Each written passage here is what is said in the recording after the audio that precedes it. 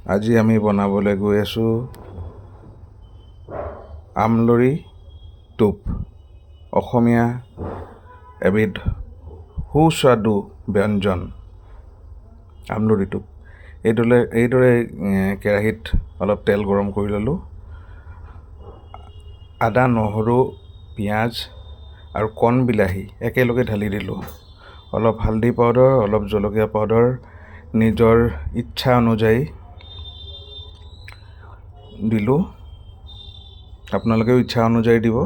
তাৰপিছত আমলৰি টোপখিনি ঢালি দিলোঁ। এইদৰে অলপ কেৰাহীত সিজাই ল'লোঁ। প্ৰথমতে ফ্ৰাই হ'ব দিলোঁ। তাৰপিছত এটা ডিম আমি ভাঙি দিলোঁ। ডিমটো আপোনালোকে নিজৰ ইচ্ছা মতে দিব। এটাও দিব পাৰে, দুটাও দিব পাৰে। মই এটাই দিলোঁ। তাৰপিছত এয়া ৰেডি। আৰু খুব বেছি হালধি বা জলকীয়া পাউডাৰ দিয়া নাই আৰু এনেদৰে গ্ৰহণ কৰিলোঁ।